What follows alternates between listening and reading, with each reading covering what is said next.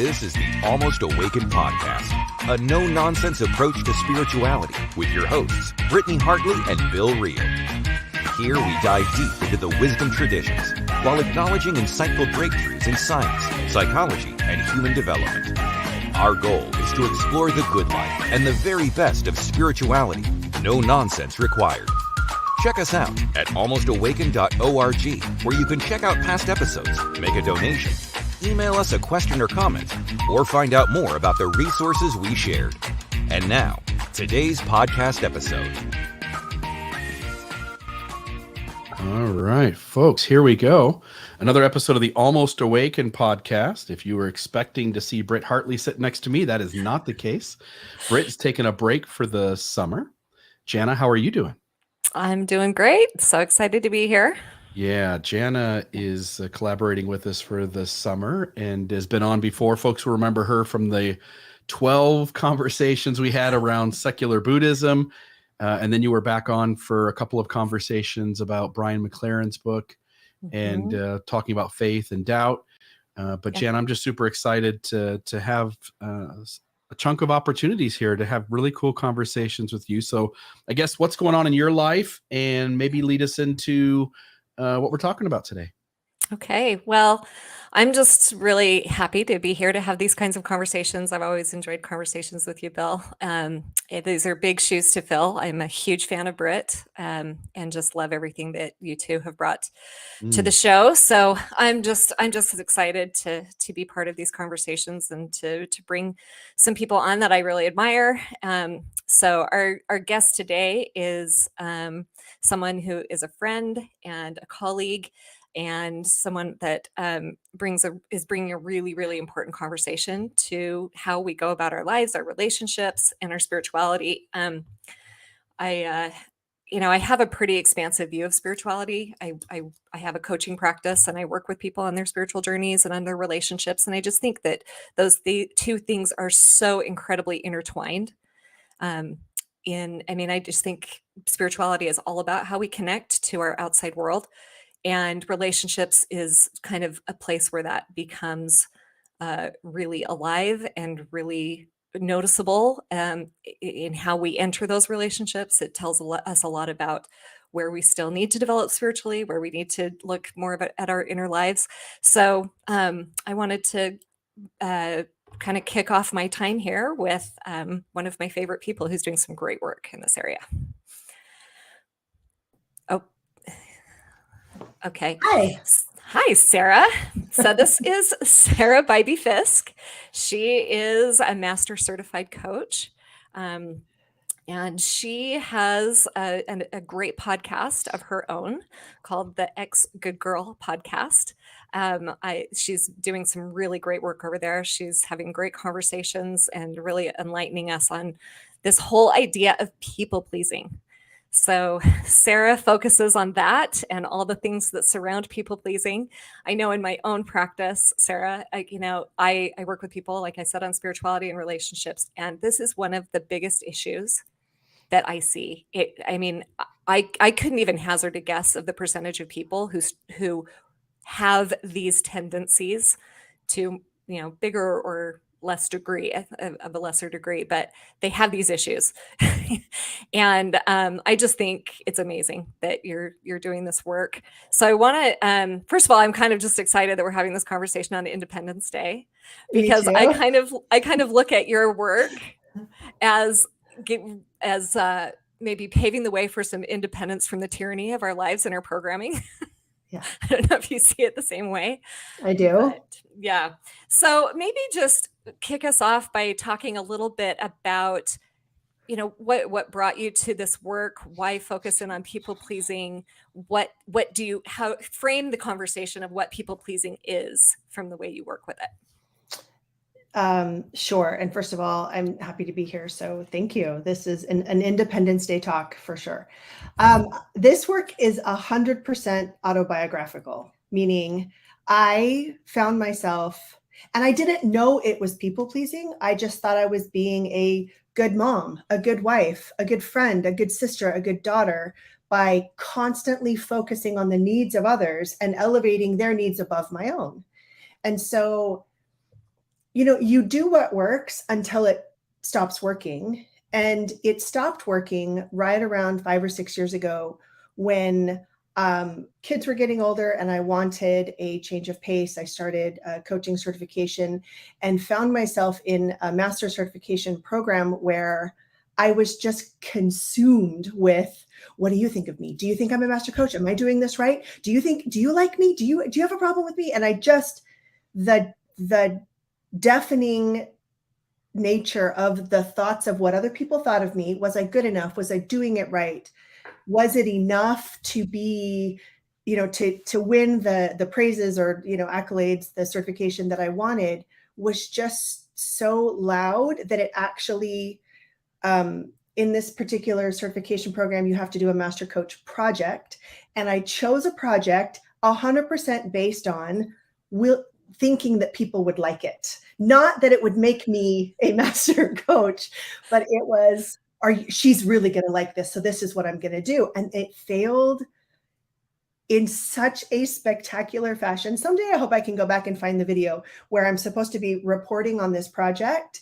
And you can tell that I'm just crumbling because nobody likes it. And I can't defend it from any standpoint other than, I thought you would really like this.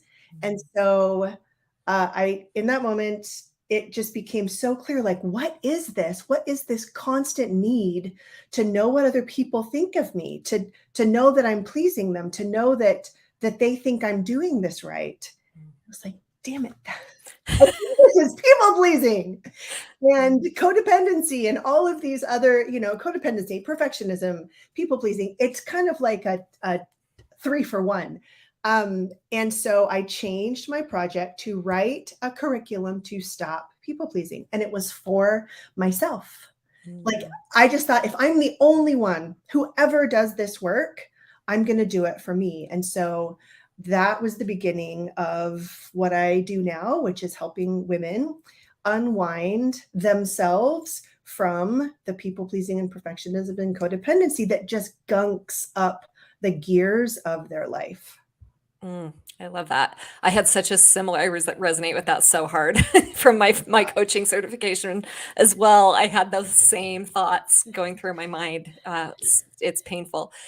I have one question. So I know you work primarily with women, and I'm curious how you see this. I mean, this is obviously not just a woman problem, right? This is a human problem. And I'd be really interested in how you see this with men. And I would also love Bill, being the man here, to weigh in on how this shows up, what you see. 100%. I actually have a lot of men who listen to my podcast, follow me on social media, and they send me DMs like, I know I'm not a woman, but. And so I just want to talk to everyone for a second and say, people pleasing is not an option. It is encoded into the primal programming that we have. And this is how it works. A baby comes into the world. Now, you either know a baby or you have a baby or you've seen one on TV. And what you know about them is they are utterly incapable of taking care of themselves. And so they develop a cry for help, literally a cry. And that cry is the first bit of information that they collect in the world. When I cry, something happens. Someone comes to me, hopefully, right? In a loving, healthy situation, they change their diaper, they feed them, they help them go to sleep. We also know from unhealthy orphanages where there are way too many babies to take care of, that babies stop crying when they know that no one is coming.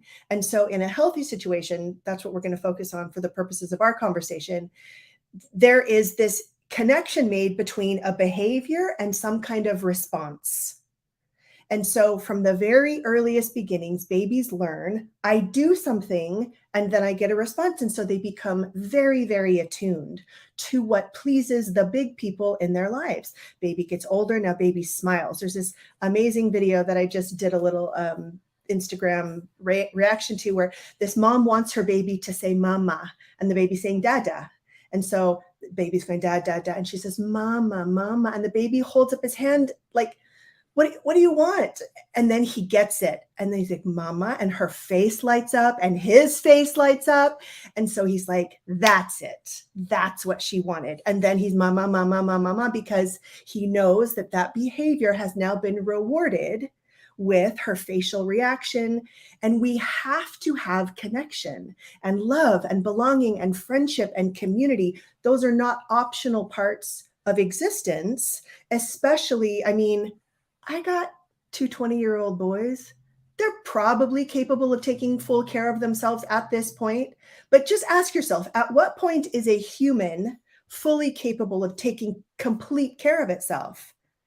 And it's well into the teens. And so what starts out as that baby watching for behavior that is rewarded becomes watching for behavior that is also punished so that we can survive.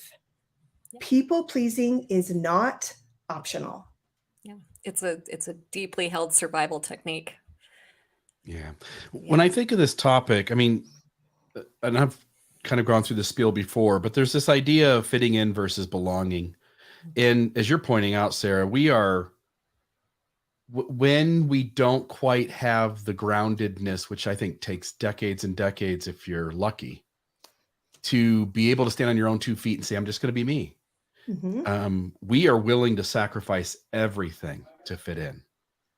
And often the people in our world, whether it's a matter of privilege differences, or sometimes it's because we get to hang around people we think are cooler than us or more interesting. Maybe we think somebody won't love us if we're not doing what they need us to do or to be. That sacrifice of ourself to be acceptable has us often going above and beyond behavior. You know, it's one thing to be nice. It's another thing to be a people pleaser when your own needs aren't being met. And I think, as you're pointing out, that's certainly male and female, although I think patriarchy and privilege probably slants it very strongly one direction versus the other. But yeah, I think all of us on some level have struggled with people pleasing in the past. And I wanted to follow up by asking, we all want to be, kind. We want to be good human beings in the world. We want to do good by people. Where does it change from being just a good person being nice to a dysfunctional behavior? Such a great question. The way that I define people pleasing is you are overly connected to the needs, wants, and expectations of others and underconnected to yourself. And so what that produces is the feeling of not having a choice. I have to do this. I should do this for this other person or whoever else might be in the equation. So when it is not people pleasing is when you feel like you have a choice. And getting to the point and doing the work where you can connect deeply enough to yourself. If you can imagine, like, a scale, other people's needs and wants are way more and are heavier and get more weight and attention and focus. And once those scales are even and yours also matter just as much, then you actually have a choice. And it's more, I mean, there's a lot that goes into what it takes to build the opportunity to have a choice. But the simple answer to your question is, if I feel compelled to do it, that I don't have a choice, that's people pleasing. And getting to the place where I can either do it or not do it is the goal. I love that. So what are the forces, Sarah, that compel us, right? Because I don't have my mom and my, telling me to be nice to my husband, in my house all the time. What becomes the mechanism? What do you recognize, Oh, it's all of that programming, because even though a child is growing, those formative years of programming that we have to please the big people, because it's more than just, it's survival. And so if you live with big people who are dysregulated in their own emotions, like they don't know how to calm themselves down, but you learn, I have a client who's like, my dad would come home from a really hard day at work, and if I rubbed his feet, that would kind of calm him down. I would take his shoes off and I would rub his feet and just let him talk to me about some of the frustrations of his day. And that would calm him down. And so the fawn response, it's FAWN, fawn response, is fight, flight, freeze, fawn. It is a nervous system reaction designed to help us survive. And so even though a child is getting older and seems to be developing brain capacity for multiplication facts and state capitals, and right, they're still very attuned to the needs of the people who they need to take care of them for a very long time. And as they grow up, there's just more people. You go to school and there's teachers and there's coaches, there's religious leaders, there's community leaders, there's friends. And so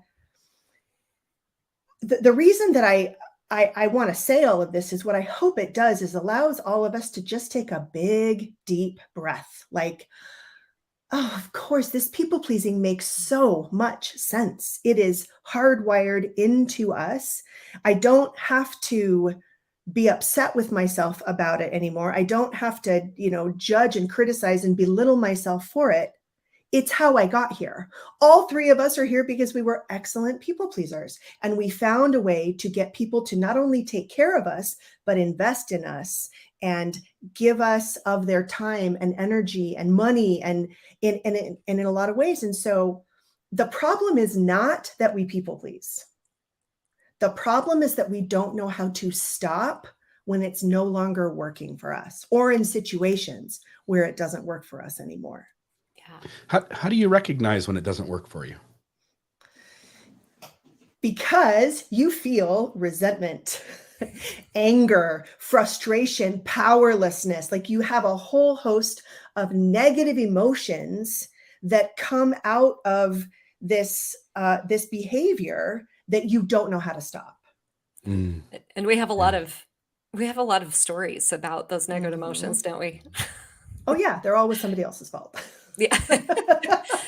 They are, and we're not supposed to ever be having those emotions. Oh, well, yeah, that's the other part of it. If you Right. are a woman, I mean, Bill made a very good point that patriarchy, the get out of jail free card that boys get is a generosity with their behavior, a generosity with their pushing back on authority, a generosity with the whole boys will be boys. And while girls actually get a double dose. Not only is there just the regular people pleasing, but then there's the good girl programming. A good girl is nice. A good girl doesn't make waves. A good girl doesn't make people uncomfortable. Doesn't value her. I mean, the worst thing a woman can be called is selfish, right? Mm-hmm. Actually valuing what they want, need, or expect over someone else's, and that's a totally messed up definition of selfish, by the way. Mm-hmm. But it's because that divergence in programming happens that though humans who are socialized as females have extra layers of rules that they have to obey and roles that they are forced to take on. I love that. Yeah. So that selfishness I find is a big thing for people, right? Like I Right. see people noticing that the people pleasing isn't working for them, right? Yeah. But they don't know quite what to do about it. And everything they imagine just feels awful. Like I couldn't do that. That's selfish, right? So how do you work with people to embrace this idea and maybe make it clear the difference between just a selfish person with all those negative connotations and someone who just values themselves and cares for themselves and is not self-betraying all the time? Well, the first thing I do is we look at what it is producing. Like if you have a life that you don't feel like you are in charge of, that you are not fully a participant in, a lot of women and some men that I talk with are like, it's like I'm a ghost in my own life. I'm just there to serve other people. I'm just there to make things happen for other people. And so the first thing is to look at like, what is actually happening for you when you people please? And do you like that? Because again, that you people please is not a problem. It's that you don't know how to stop. And so the critical thing to understand is that people pleasing puts us in uncomfortable situations. We say yes to things we don't want to say yes to. We take on responsibilities that are unpaid or make us work, require more work than we want to give. We end up doing things that we don't want to be doing. That's a certain type of discomfort. Not people pleasing is also uncomfortable. So when you distill it all down, we're talking about two types of discomfort. The discomfort when you people please and the discomfort when you don't. And so to stop people pleasing, all you have to do, now this is simple, not easy, is learn to tolerate a different type of discomfort. The discomfort of saying, I'm sorry, I don't have time to do that. Or thanks for the invitation, but that's not something that I'm interested in doing. Or no, I don't want to. And so it's literally saying different words and still feeling uncomfortable. Yeah. It seems like it could have the potential to last a whole lot less longer, right? Like saying no seems to deal with the discomfort in the moment of not pleasing somebody. But when we say yes and really didn't want to, that can go on for days or weeks or months or generations, in my marriage's case, decades for my wife. Yeah. Yeah. And Bill, you beat me to the punch because the discomfort of people pleasing is endless because we teach people how to treat us.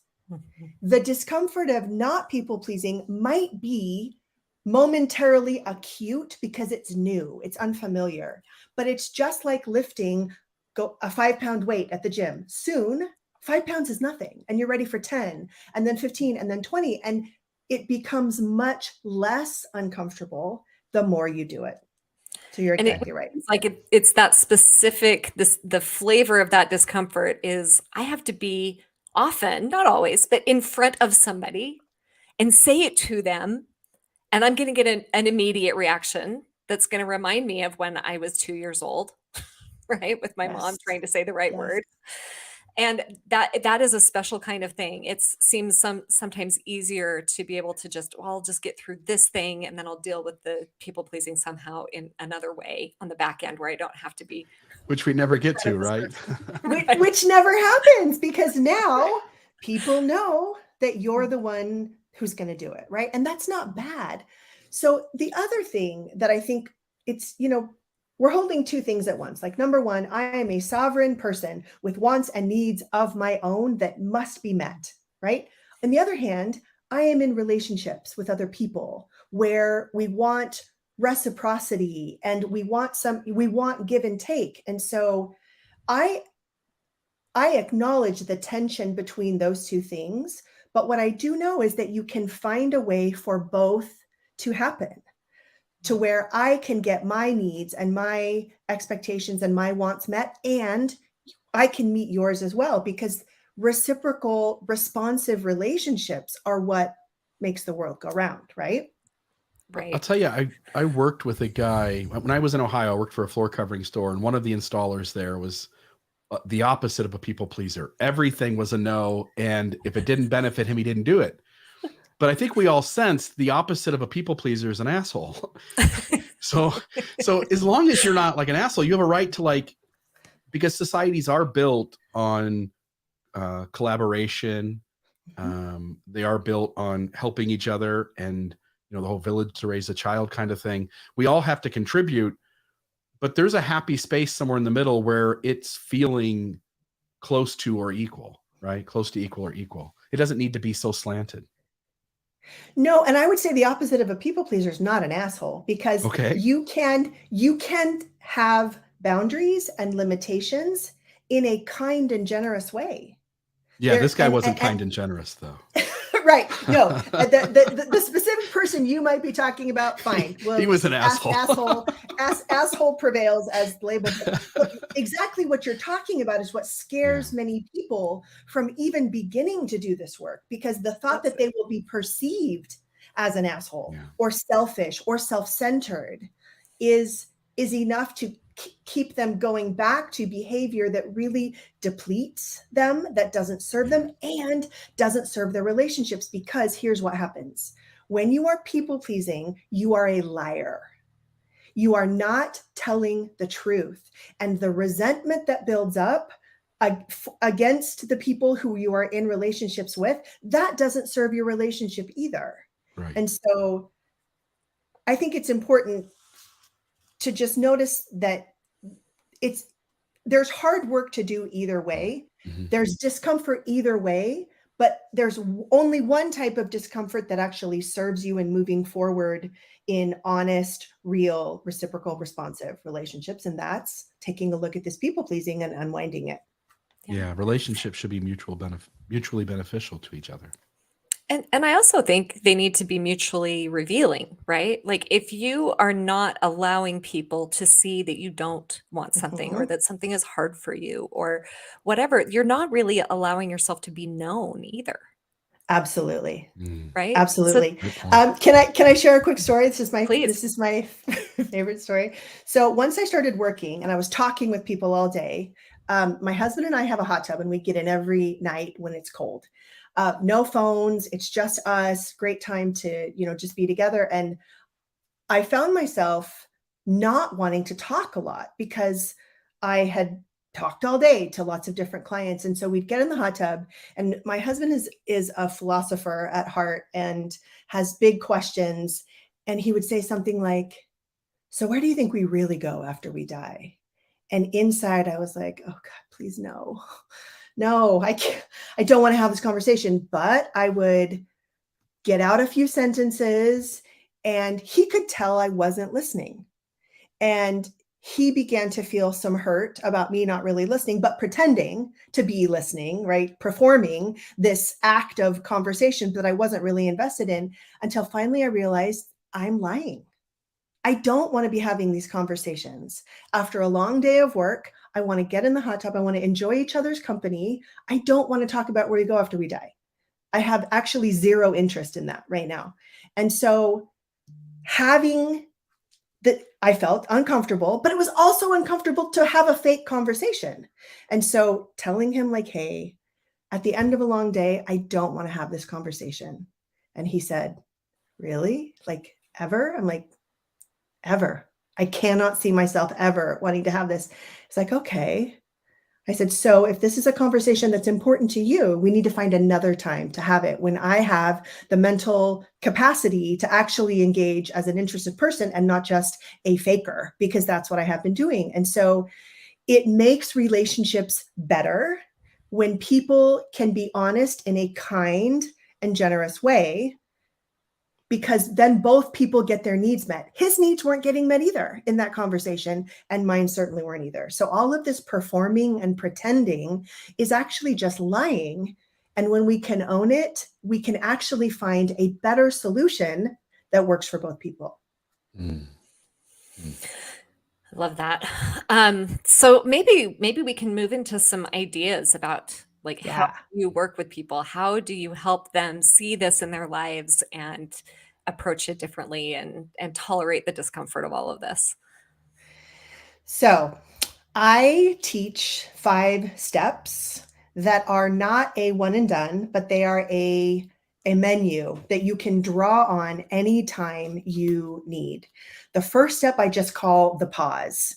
The pause is a made up phrase, meaning you just think of it beforehand, not like you make up the words, they're just regular English, that you deploy in a situation where you are feeling that tug to people please, but you need a pause. So, like, "I would love to look at my calendar and get back to you." Or, "Thanks so much for thinking of me. I need to think it through and let you know." Or, "Hey, I'll circle back with you on that."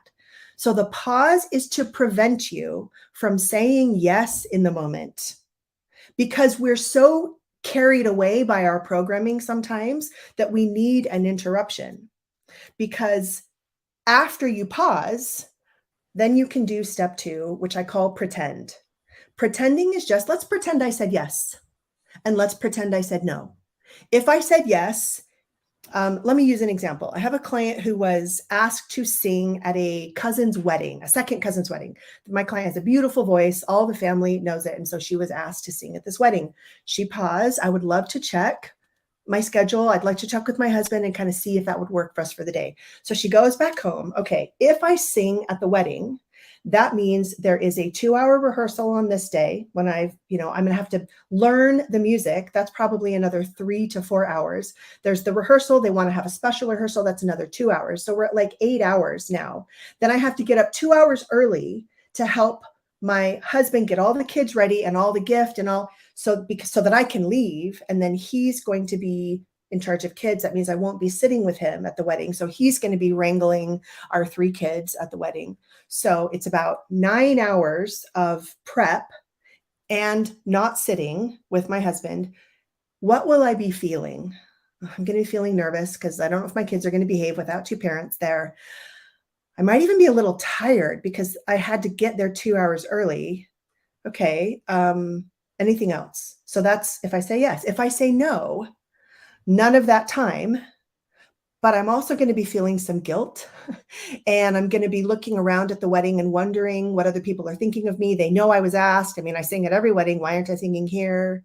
So on the one hand, the yes is 9 hours plus some overwhelm and some fatigue. And the no is some guilt. Only when you do that kind of forecasting can you actually arrive in the neighborhood of what the real cost is to you. And that's what we never do. That's why we get into the activity and we're so full of resentment and irritation and frustration because it's always way more than we thought it was going to be. And it makes us angry. Yeah. So after you pause, then you can actually pretend and forecast. And the most important part of that pretending is what's it going to cost and how am I going to feel? Because again, we're choosing between 2 types of discomfort, no matter what. We just want to know what they are. Yeah. And it seems like if we go through that exercise, I remember Glennon Doyle once saying, I heard her say, you can't really be a yes to something unless you can be a no. Yes. Right. And so if I'm sitting and pausing and pretending and, and forecasting, if I'm doing those steps, if I do say yes to that, if I decide that that is something I am willing to give of myself, I feel like there's less resentment in it when there is a cost, right? Well, then I you had the can chance to actually say be no. a yes. Yes. Yeah. Exactly. Yeah. Exactly. And you have a better idea of what you're actually saying yes to. Yes. The resentment creeps up most often when we feel taken advantage of, when we feel like it was more than we thought it was going to be. And yeah, do things happen? Yes. But this is the best way I know to kind of get an actual cost of what it's going to take. Yeah. I think the pause is such a big deal. I can think of, right off the top of my head, I can think of 3 or 4 times in the recent past where somebody asked something of me. And if push came to shove, I would have said yes in the moment, knowing that I didn't want to do it. And the pause gives me, I don't know, there's just this buffer. It gives me a moment to not feel like there's so much pressure on me. It gives me a moment to reflect, as you say, to evaluate kind of the cost benefit and, whether I can extend myself in that direction or whether that's going to cause too much harm to me or whatever.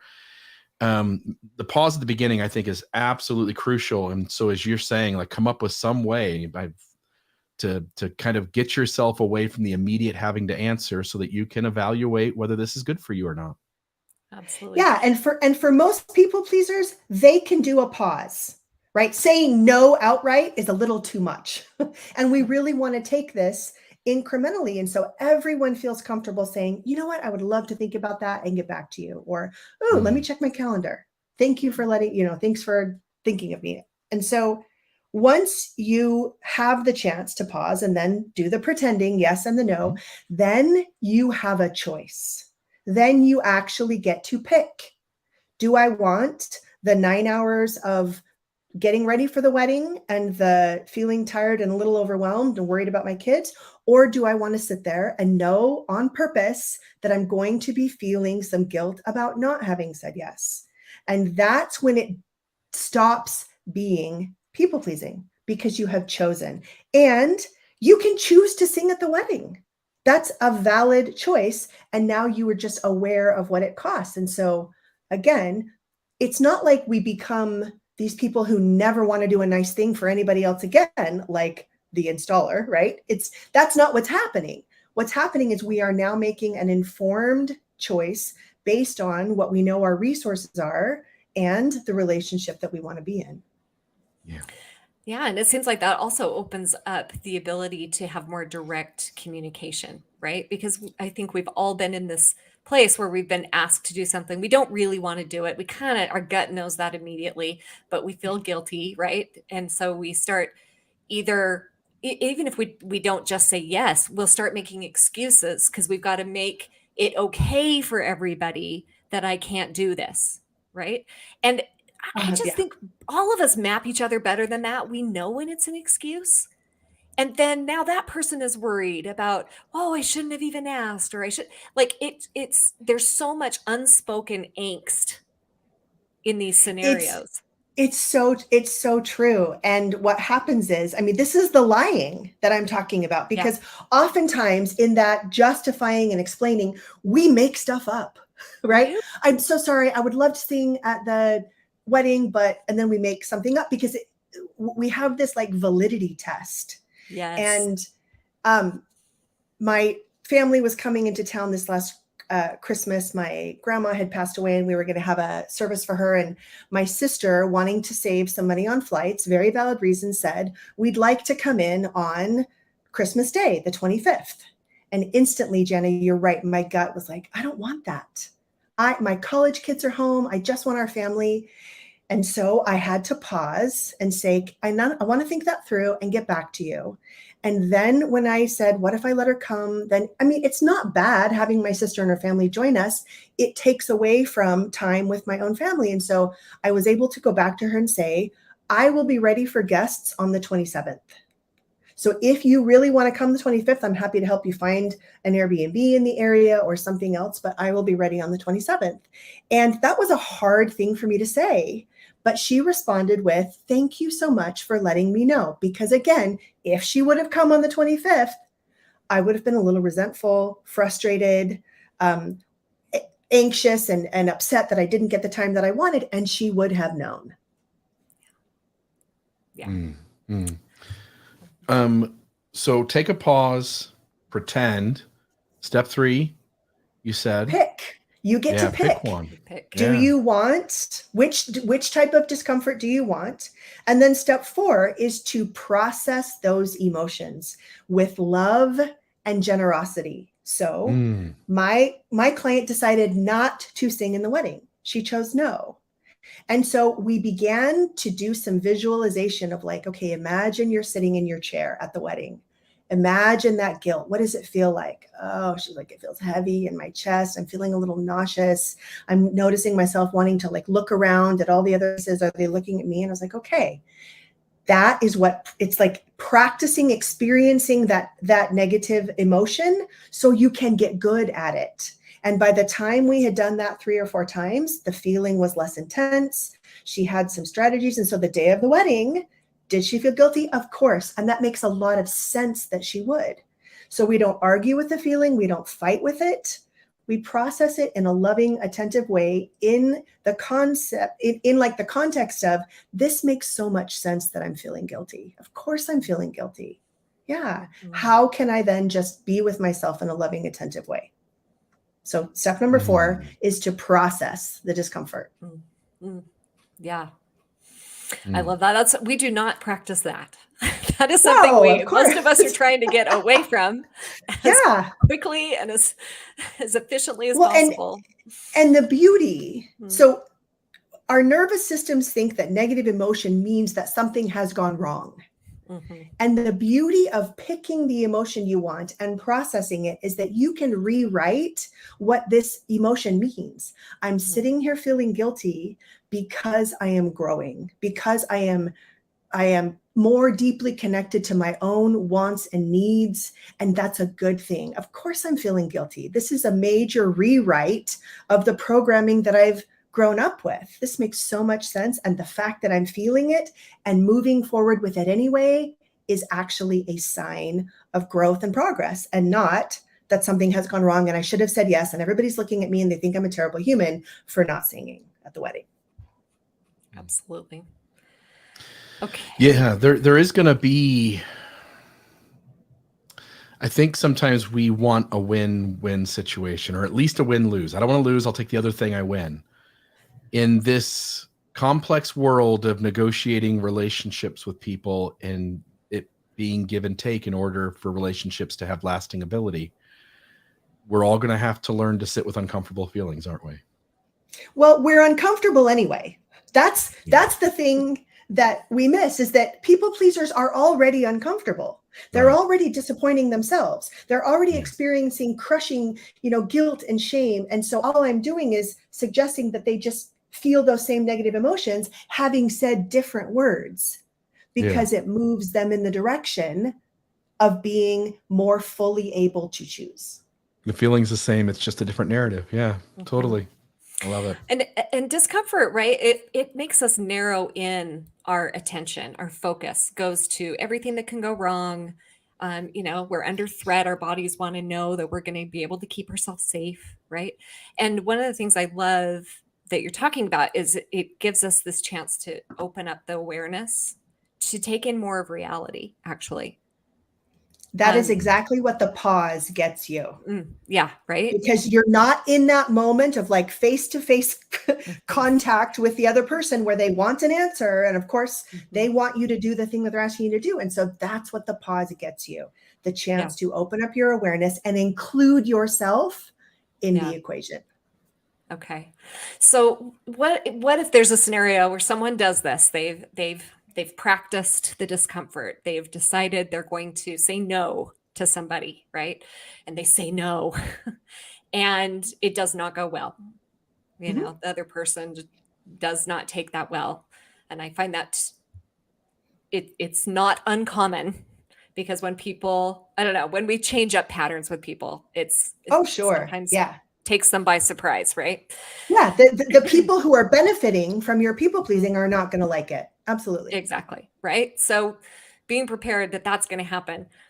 How do you help people deal with that next step of like, oh crap, like it actually did happen. This was hard. And I would imagine that just brings up a lot of turmoil for people pleasers. Like, oh, I shouldn't have done it. That was bad. That was, For sure, because that's the worst case scenario, right? That other people are mad at them, that they don't like them, that they don't think they're a good person. Yeah. So I'm going to give you my favorite sentence of all time, which is, that makes sense.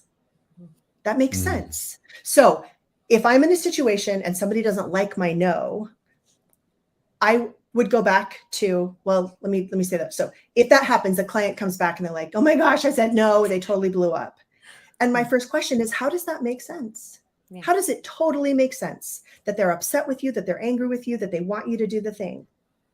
They're like, oh, it makes sense because they benefit from my people pleasing.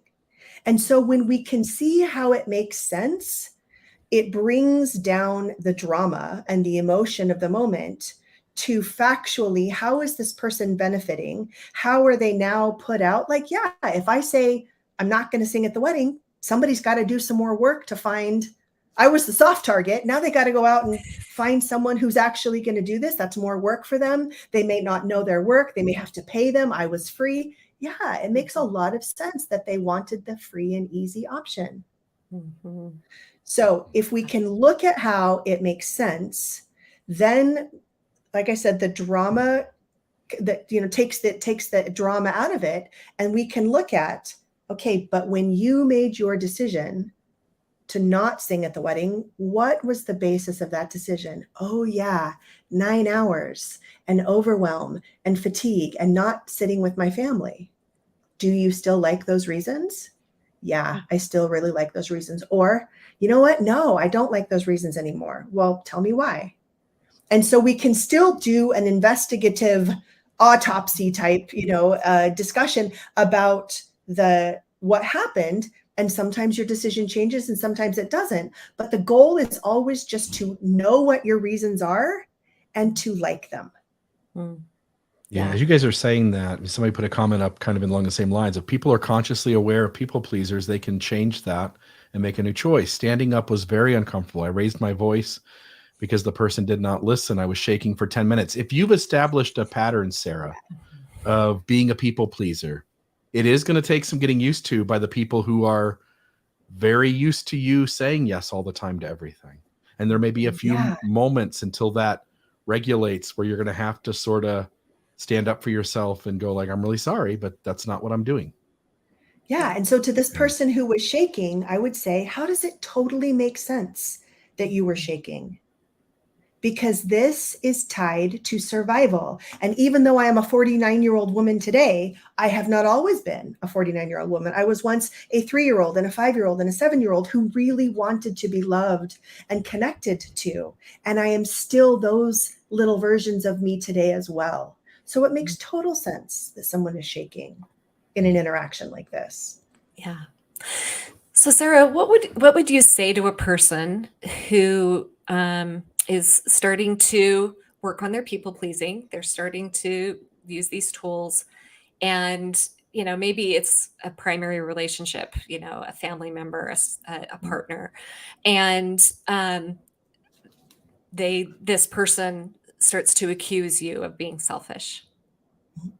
How can a person process that accusation? Because it's hitting right at the heart of some of our deepest fears that was causing our people pleasing in the first place, right?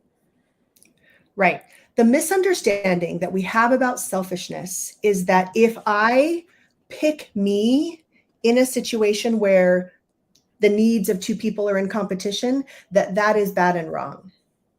And what most women in particular, or people socialized as women, don't realize that the first step is just to equalize the scales, where my needs matter just as much as yours. Sometimes I pick me, sometimes I pick you. We talk about it, because in a relationship where we are responsive to one another's needs and where we take care of each other in this reciprocal, cooperative way, that's what we do. And so most people think that the leveling of my needs with yours, that's selfish. And so that's where we get that definition wrong. Again, I would just come back to, how does it make sense that this person is accusing me of being selfish? They're working with this incorrect definition that if I choose myself, that in and of itself is a standalone definition of selfishness, when really what we need to do is look at the arc of a relationship or the entirety of a person. And it makes sense, because this person now feels like they are not going to get what they need. But how can we talk about it where it's not a zero-sum game, where there's not only, one person who gets what they need, but both people who do? Because people who are socialized as women, we know what it's like to have our own needs denied over and over and over and over and over and over and over and over and over again, and to make that virtuous, to make that a good thing. And so the discomfort for women is to tolerate, what is it like when my needs matter just as much as yours? And of course, the other person is going to think that that's selfish. That makes a lot of sense, but that's not the final word. Yeah. There was somebody here asking too, and again, it has to do with how the other person responds. But how do I handle the feeling to justify my choice to do or to not do something? Do I need to explain myself when it doesn't work for me? So, any thoughts on that? We sometimes feel when this happens that we need to explain ourselves or justify why we chose ourselves over the other person's request. Your thoughts there? Absolutely. This is a great question. Women are programmed to justify, to explain, to provide well thought out, reasoned research for why they chose the restaurant they want to go to, right? And so I completely agree with and understand that this is programming, that when we want to speak up or share an opinion, most of the time we have thought it through and we have a lot of good reasons. So first of all, just recognize that. Second of all, this is where it is a personal choice. No is a complete sentence. And some people like no, thank you. I don't want to do that, because that is consistent with what they value or who they want to be in the world. Other people value providing some context, providing some explanation, because that is consistent with who they want to be in the world and in their relationships. So I would just encourage the person who asked that question to just take a look at, who do I want to be, and what is fueling that explanation? Is it panic? Is it desperation? Is it wanting to be liked and understood? Okay, that's something to take a look at. Or is this like me showing up for you in a loving way, explaining like, hey, I would have liked the opportunity to make this work. It just doesn't because of the other constraints I have on my time and energy. I understand this disappointing to you. It makes a lot of sense that this disappoints you. I love that. I love having that contextual, I don't know, thought process around it, right? Because sometimes we want to have these things like, this is the right thing to do in all the situations, and if you just do it this way, you will do it right, rather than really being able to honor what is real in that that relationship. I've heard the phrase, never explain your enemies. Your friends don't need it, and your enemies won't believe you anyway, which is kind of fun and pithy, and a lot of truth to it. But there may be some friendships where actually an explanation honors being known more deeply. Well, and sometimes there is discovery in the exchange, right? Sometimes we learn more things about ourselves. I was asked to host a holiday party, and someone was invited, and I didn't want this person to come. And so as I was talking with another person who was coming about not wanting this person to come, it actually dawned on me why. I was hurt about a separate aspect of our relationship. But if I had just said, no, she's not coming, or yeah, she can come, right, I would have missed out on what I understood about me in that relationship, and then been able to make a better informed choice. And so I but here's, I guess, the caveat. There are some people who just get a no from me, and I don't explain, because they won't appreciate it. They don't want it. And it's such that they're just going to keep trying to get what they want. And I don't want to entertain that. And so I get to pick, even in individual relationships, how I show up. It doesn't have to be the same for everybody, because not everybody has earned the part of me that does the thoughtful work of explaining myself, providing context, finding another time when it might work, or a way where both of us can get our needs met. So again, it's just really individual. And the goal is to know your reasons and to like them. I love that, because, there are those people who they're not really capable of a good faith conversation about your needs. If they are not willing to see or allow you to also have your needs, your explanations are just going to give them fodder to argue with you and tell you why, if I can just explain away your reasons, you're going to have to do this, right? Exactly. So it's knowing who, and we have to really pay attention in our relationships to how other people are showing up with us. And if they're, I've heard you use that phrase, that reciprocal.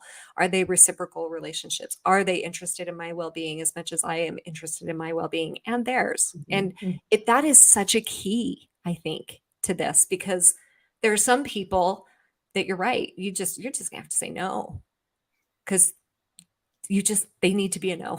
They need to be a no in your life. Yeah, such good stuff. I want to ask it. I think this rarely happens, other than maybe the installer guy I was telling you about earlier, but do we have a fear over people going too far the other way? And if you go too far the other way, instead of being a people pleaser, you're a request denier all the time, right? Is there a way to know you've gone too far? Is there a way to recognize that maybe you're not contributing to relationships? Because sometimes the people pleaser is partnered up with a always requesting or always needing, because that person isn't willing to contribute to the relationship. Is there any fear of somebody kind of getting their own ground back and going too far? Very good question. So many things. Let me see if I can catch one of the 25 thoughts and start. Yes, I think it is very, very normal when someone stops people pleasing and perfectionating and being codependent, that it elicits responses from the people in their lives who have benefited from that. And benefiting can just even be thinking, we have a great marriage. Sara loves to get in the hot tub and talk about where we go after we die, right? She loves that deep conversation. And when I say, actually, no, then it introduces a new idea, right? And so if we're going to think about the journey of a people pleaser, there's going to be some fluctuation. I call it the Goldilocks zone, where you're like too hard, too far, too much, too soft, and you're going back and forth between people pleasing, because sometimes we will still fall back into old patterns, and all the way over to no, no, no, no, right? Like, I deny all requests. That is normal, because what we are doing is finding connection to ourselves. We're disconnecting from the people around us and connecting to ourselves for sometimes the very first time.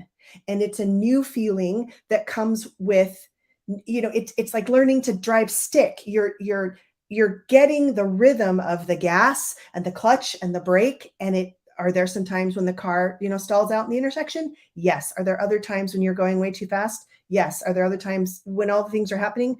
Yes, that's normal. And so one of the things that I love to tell people who are like, now I'm not people pleasing enough, now people are mad at me, I'm like, well, then you're on the right track, because you are figuring out where you are in all of this.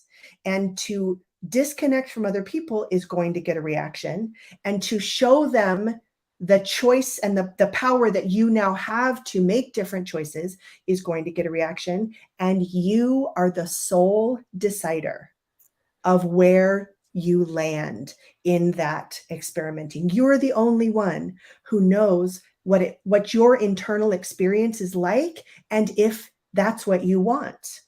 And so again, we have to double down on self-connection and self-awareness and the ability to know our reasons and like them.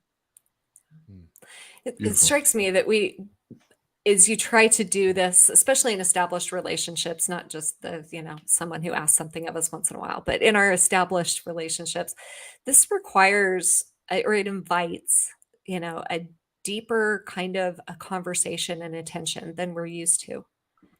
Oh yeah. Right. To do this well.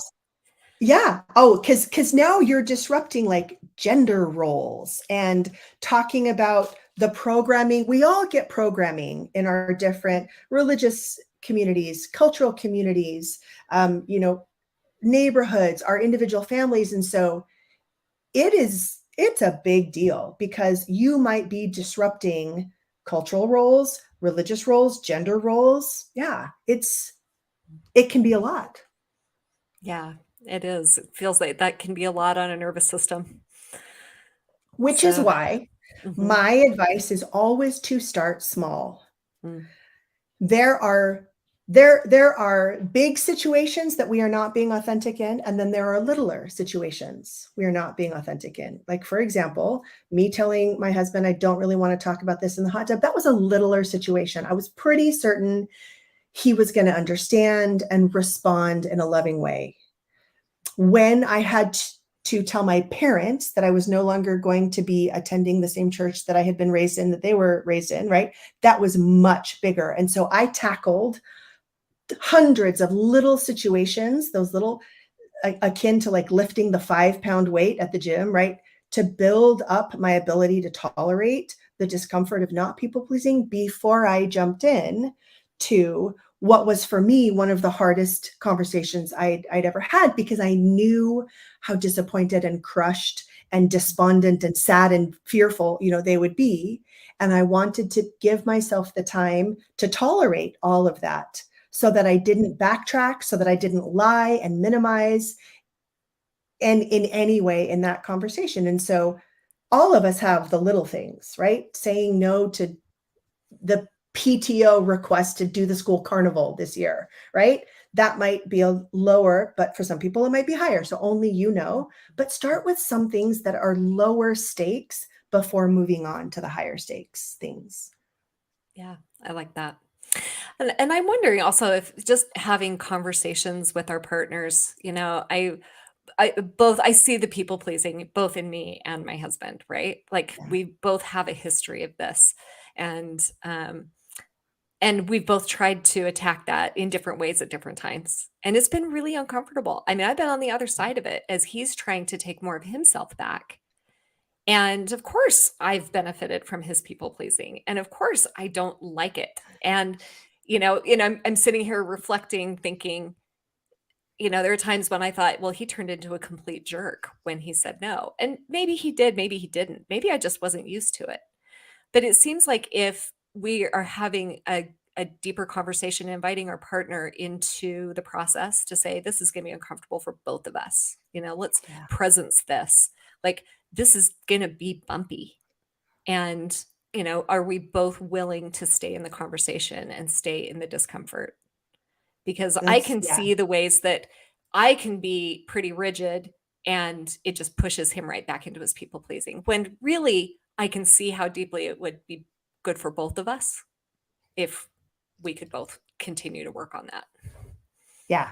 If you have the situation with a person in a relationship where they are responsive, I love that idea of just saying, this is something I'm working on. It's going to be a little bumpy. And then having the post experience conversation with them where you're like, how was that?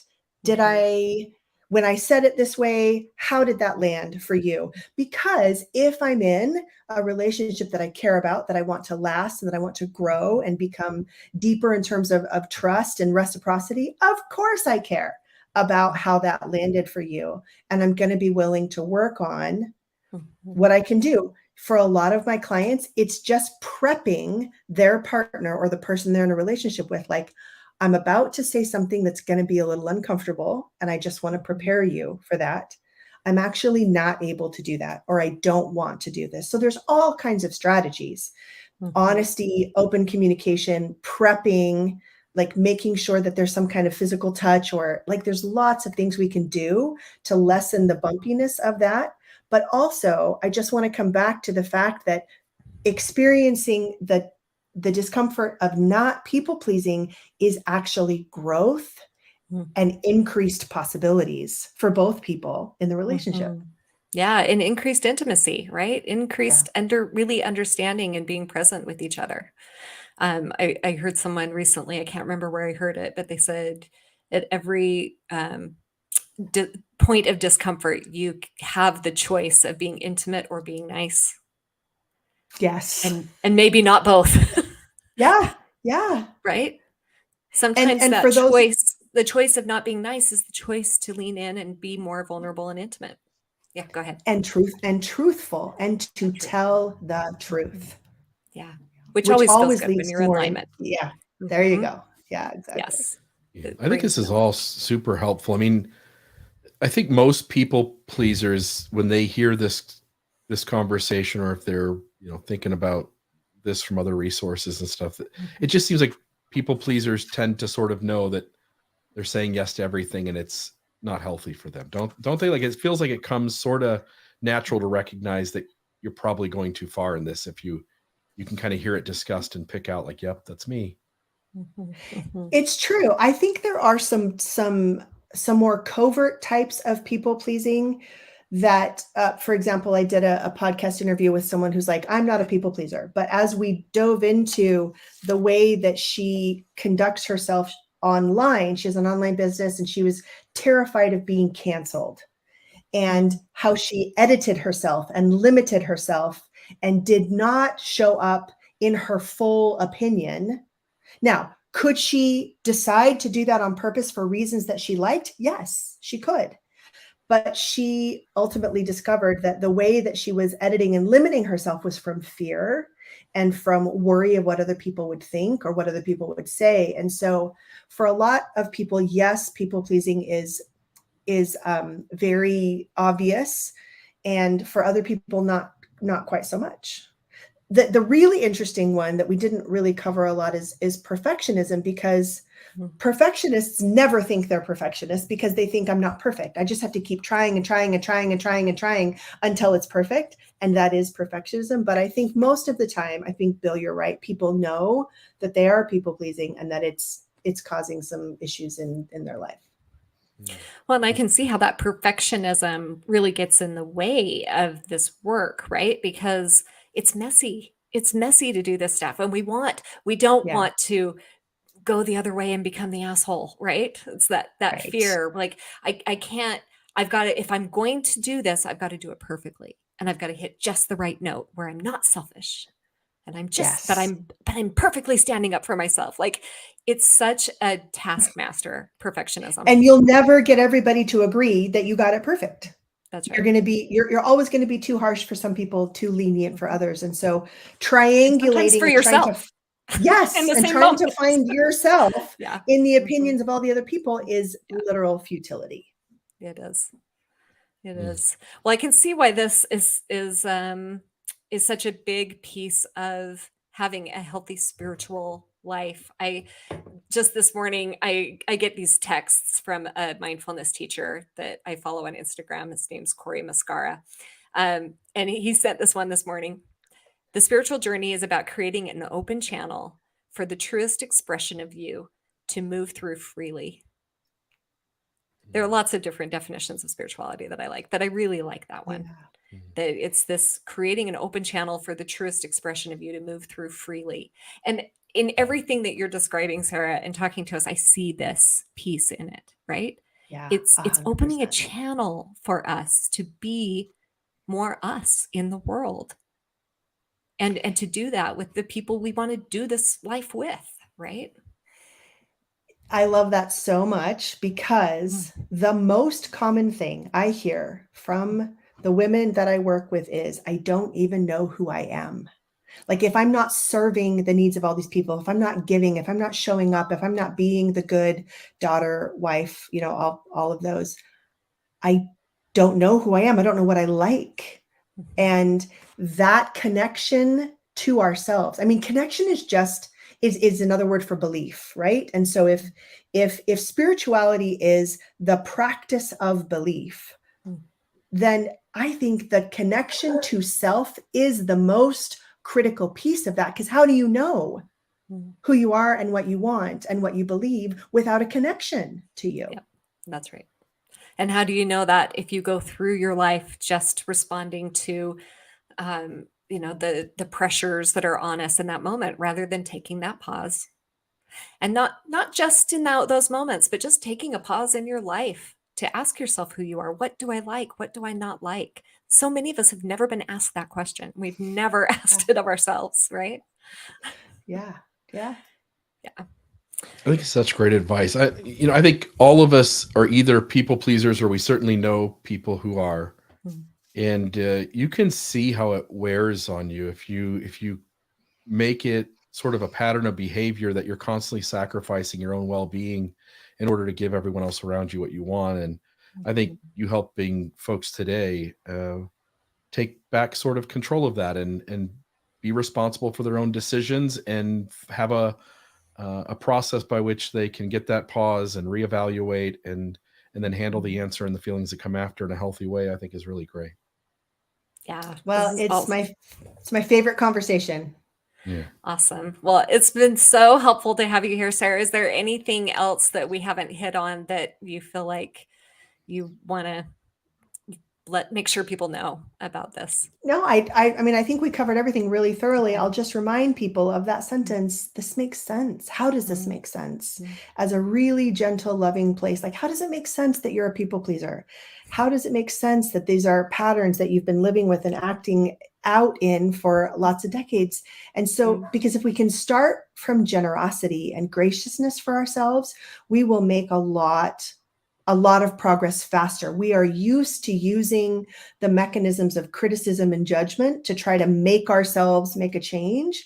And that is far less effective. In fact, it doesn't work. So don't even try.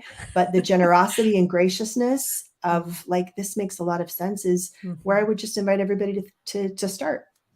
I love that so much, Sarah. As a coach, I just want to endorse that with everything I have. Right, I'm a recovering perfectionist myself, and it doesn't work to, we don't hate our way into a new way of being, and taking time to stop and say, thank you to me for, and all of my mechanisms for keeping me safe and keeping me trying to, advocate for my survival. Like, thank you for all of that. And noticing the ways that it's not just benefited the people around us.